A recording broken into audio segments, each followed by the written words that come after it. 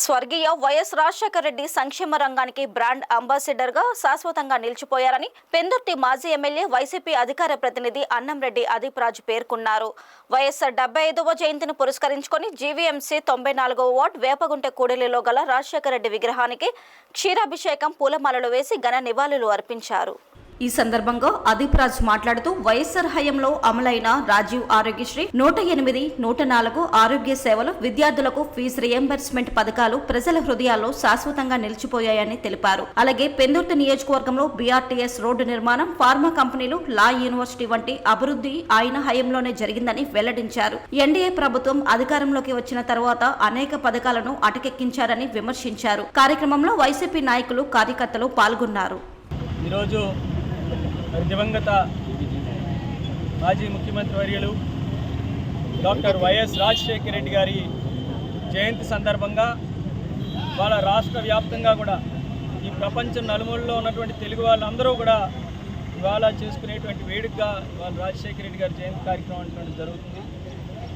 రాజశేఖర రెడ్డి గారు అంటే నేను అనేక సందర్భాల్లో చెప్పాను.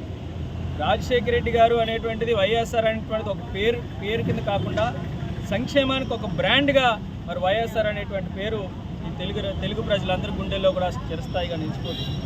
వాళ్ళు అనేకమైనటువంటి సంక్షేమ కార్యక్రమాలు ఎప్పుడు ఎవరు కని విని ఎరిగినటువంటి విధంగా ఒక రాజీవ్ ఆరోగ్యశ్రీ కానివ్వండి, ఫీజు రియంబర్స్మెంట్ కానివ్వండి, 108 కానీ 104 కానీ, ఉచిత విద్యుత్తు, అదేవిధంగా రైతులకు రుణమాఫీ, డ్వాక్రా రుణమాఫీ, ఇలా అనేకమైనటువంటి సంక్షేమ కార్యక్రమాలు తీసుకొచ్చి అంతేకాకుండా అభివృద్ధి పరంగా కూడా మన రాష్ట్రాన్ని ఎంతో ముందుకు తీసుకెళ్ళినటువంటి, మరి ముఖ్యంగా ఇవాళ మన విశాఖపట్నం తీసుకుంటే, ఇవాళ ముఖ్యంగా ఇంకా పెందుర్తి నియోజకవర్గం తీసుకుంటే ఇవాళ మనం ఉన్నటువంటి ఈ బీఆర్టీఎస్ రోడ్డు, అదేవిధంగా ఇది మన పెందుర్తి నియోజకవర్గంలో ఉన్నటువంటి ఫార్మాసిటీ, రామ్కి ఫార్మాసిటీ కానివ్వండి, అదేవిధంగా ఒక లా యూనివర్సిటీ, సబ్బవరంలో డిగ్రీ కాలేజ్ కానివ్వండి, ఉత్తరాంధ్ర సివిల్ శ్రవంతి, ఇలా అనేకమైనటువంటి అభివృద్ధి సంక్షేమం రెండు కళ్ళుగా ఆ రోజు రాజశేఖర రెడ్డి గారు పనిచేశారు.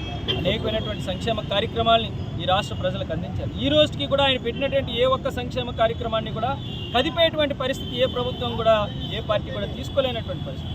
మీరు ఏ పథకాల్ని మీరు ఎలా చేస్తారో అనవసరం, కానీ దయచేసి ప్రజల ఆరోగ్యానికి సంబంధించినటువంటి ఆరోగ్యశ్రీ పథకాన్ని మాత్రం నిర్వీర్యం చేయకుండా ప్రజలకి అత్యవసరమైనటువంటి వైద్యాన్ని, విద్యని మాత్రం అందుబాటులో ఉంచేటువంటి విధంగా పనిచేయాలని చెప్పి ఈ ప్రభుత్వానికి కూడా మేము విన్నవించుకుంటున్నాం.